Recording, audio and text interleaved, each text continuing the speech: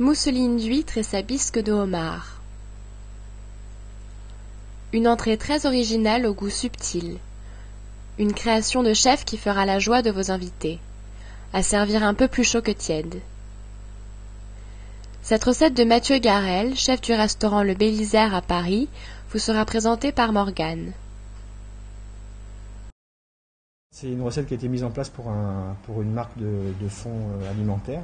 L'idée, on peut partir sur une bisque de homard ou sur une bisque déjà toute prête. Autrement, maintenant, c'est des poudres qui existent maintenant dans le commerce. D'accord ? Donc, on peut trouver, quand on disait bouillir, c'était en fin de compte pour faire une liaison entre l'eau et puis le produit qu'on peut trouver maintenant au supermarché. Alors, quelles sont les grandes étapes à pas louper pour réussir la mousseline d'huître? Et moi, comme ça, on part sur des filets de volaille, d'accord, qu'on mixe au cutter ou à la moulinette. On y incorpore la crème, les œufs. D'accord, donc pour l'instant il n'y a rien de compliqué. On arrive sur une pâte un peu homogène. Alors le tamis c'est un ustensile de boulanger. Et en fin de compte, ça permet le tamis de garder toutes les nervures de volaille. Quand vous mangez de la volaille, c'est pas une viande qui est nerveuse, mais qui est filandreuse quelquefois parce que vous avez des petits morceaux de nerfs. Les parties de muscle quelquefois sont retenues comme des petits ligaments, je pense. Et ça retient ça retient ce côté-là. D'accord, c'est vite que vous l'ayez en bouche. Et ça donne une onctuosité, un côté un peu plus léger à cette mousse, quoi. L'idée, c'est après de le servir avec une petite pâte à ravioles dessus. Donc ça fait vraiment la grosse raviole d'huître. Mousseline d'huître, préparation de la mousseline. Première étape de la mousseline d'huître, s'occuper des blancs de poulet. Première étape, découper le blanc de poulet en petits dés.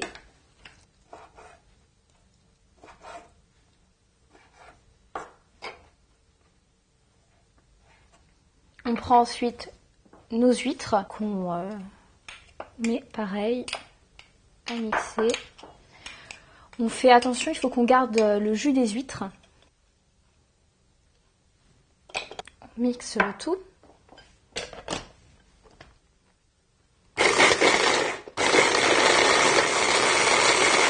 On obtient donc notre mousseline avec les huîtres et le poulet.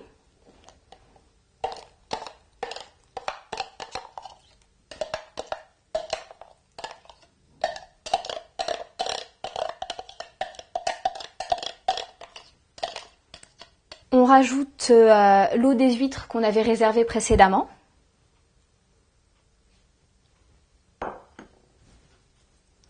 Et on rajoute enfin les blancs d'œufs. Et on mélange. Et enfin on rajoute la crème.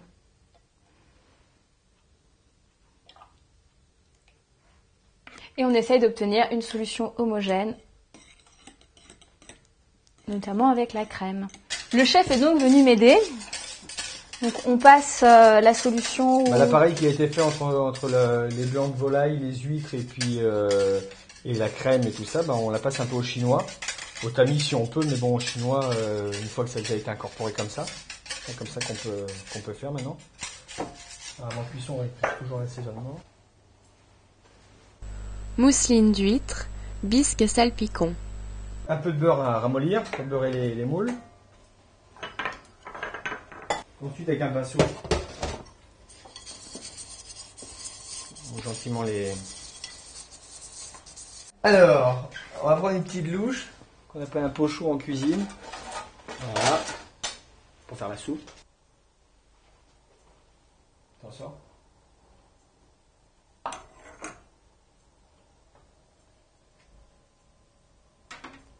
C'est laborieux.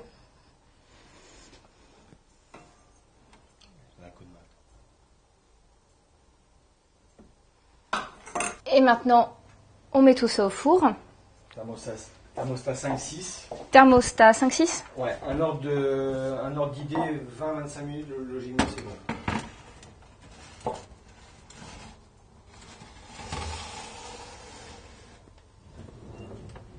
Là voilà, on arrive sur une consistance bizarrement. Tu peux toucher, c'est un peu chaud, je sais pas si c'est capable. Non, je peux me brûler. Non mais tu vois la texture. Hein. Mais voilà, ça, on est vraiment dans l'idée du flan. Il faut que ce soit... Il faut que ça soit consistant, moelleux, mais pas. D'abord, ça risque pas d'être hyper sec. Vous avez vu la consistance, ça risque pas. Donc l'idée c'est qu'on puisse y mettre le bout des doigts au milieu comme ça, sans avoir une résistance, un côté un peu élastique qui revient, et puis là c'est bon. Ah oui, d'accord, donc il faut quand même qu'il y ait le côté un peu élastique. Là on va pouvoir pocher les ravioles chinoises. Et à quel moment on sait que les ravioles sont prêtes? À partir du moment où on commence à avoir un côté un peu translucide, quand on voit qu'on commence à voir un petit peu à travers, il ne faut pas qu'elle soit trop cuite non plus parce que ça permet d'avoir une autre résistance et une autre texture en bouche en fin de compte. On arrête la cuisson toujours avec de l'eau froide, comme pour les légumes. D'accord. Pour fixer les choses, mais là c'est pour arrêter une cuisson. Donc tu vois comme ça là. C'est ça que j'appelle translucide. Mousseline d'huître, cuisson de la mousseline. Alors maintenant on s'occupe du salpicon. Ouais, salpicon, en fin de compte c'est un petit taillage. Là on va y rajouter juste carottes, courgettes pour avoir un peu de couleur. D'accord. Et puis voilà. On sert d'une mandoline.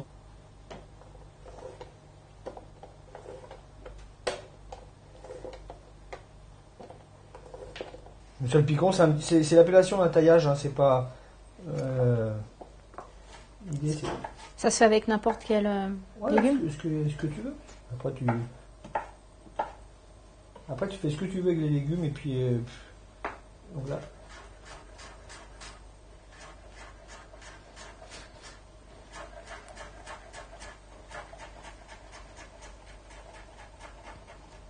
On fait la même chose avec. Avec la courgette, ouais.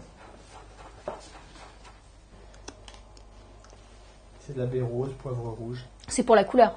Ouais, c'est pour rigoler. Là, on écrase avec Le plat du couteau. le plat du couteau, ouais. C'est juste pour qu'on parte sur un rouge, hein, tu vois.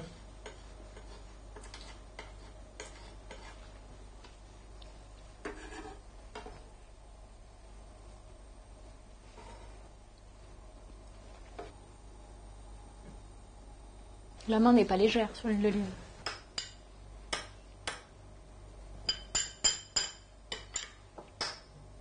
Alors là, c'est la bisque de homard.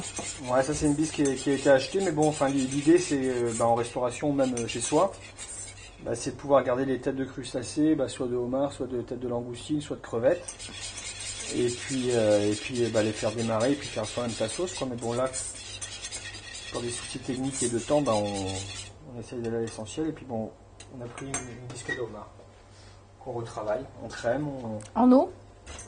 on met de l'eau aussi parce que ça reste vachement épais comme produit. Et on cherche à obtenir une texture liquide. Ouais, l'idée c'est de napper l'assiette. Faut toujours goûter. C'est préférable, ouais. Hein, ça permet de voir un peu où on se situe au niveau de l'assaisonnement, de la chaleur déjà, la consistance. Mousseline d'huître, dressage des assiettes. Peut-être pouvoir passer au dressage de l'assiette si vous voulez.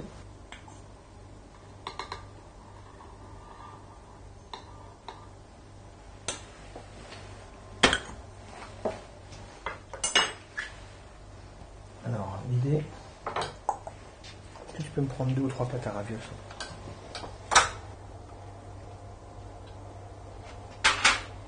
Donc l'idée avant c'est de pouvoir aussi faire le montage tranquillement à la maison, d'accord? Donc le montage on va le faire comme ça. C'est pas évident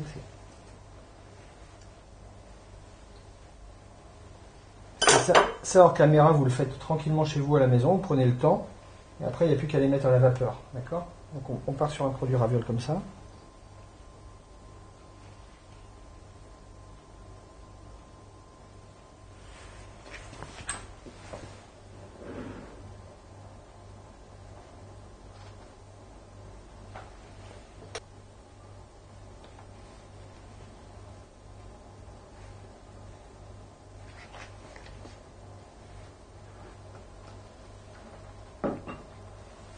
Et on peut manger.